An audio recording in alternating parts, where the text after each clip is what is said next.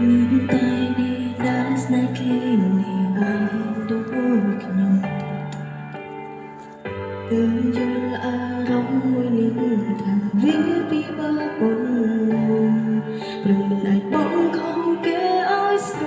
លាញ់ហើយជាធ្វើបីតាមដែលយើងត្រូវការគឺមានតែស្រឡាញ់គេតែឈឺផ្សាយគួរចិត្តរំទឹងនេះត្រូវម្លេងឯងគេមិនខ្វល់ទេពេលចង់ជួបគេនៅរំពីបាខ្លាំងតើតែមានហេតុផលច្បាស់ក៏អាចជួបអាចក្បែរគេ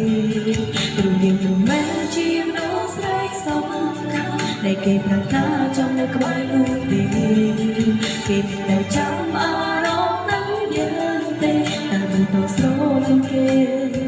តែម្នាក់ឯងដើម្បីវិញ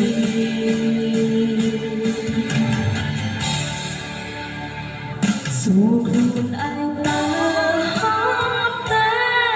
ស្រឡាញ់គេម្នាក់ឯងហត់ទេដែលខំហួងហើយគេរៀងរាល់ថ្ងៃ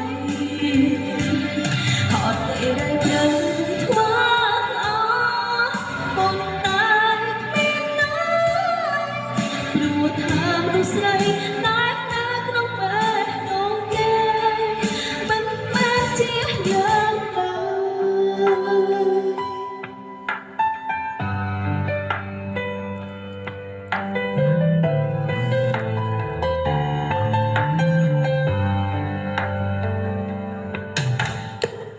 ពេលចង់ជួបគេនៅម្ដងពីបាខ្លាំងណាស់តើតែមានហេតុផលច្បាស់ទើបអាចជួបអាចក្បែរគេ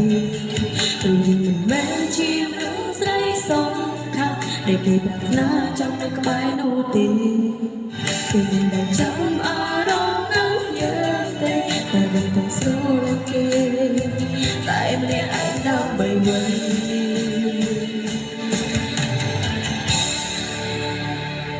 សួរខ្លួនឯងតើហត់ទេស្រឡាញ់គេម្នាក់ឯងហត់ទេដែលខំហួងហើយគេរៀងរាល់ថ្ងៃហត់ទេដែលព្រឹងធ្វើល្អប៉ុន្តែគ្មានណាព្រោះថាមនុស្សស្រីតែនៅក្នុងបេះដូងគេមិនមែនជាយើងទេ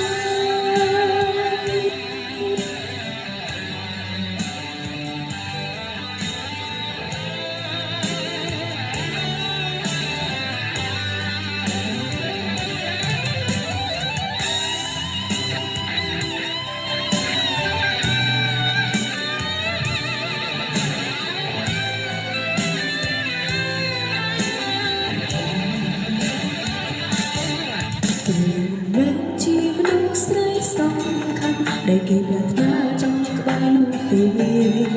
គេមិនដែលចាប់អារម្មណ៍នឹងយើងទេតែបន្តស្រឡាញ់គេតែម្នាក់ឯងដើម្បីវិញ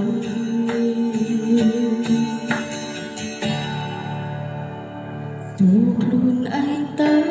ហត់ទេស្រឡាញ់គេម្នាក់ឯងហត់ទេដែលខំហួងហើយគេរៀងរាល់ថ្ងៃហត់ទេដែលព្រឹងធ្វើល្អប៉ុន្តែគ្មានណាព្រោះ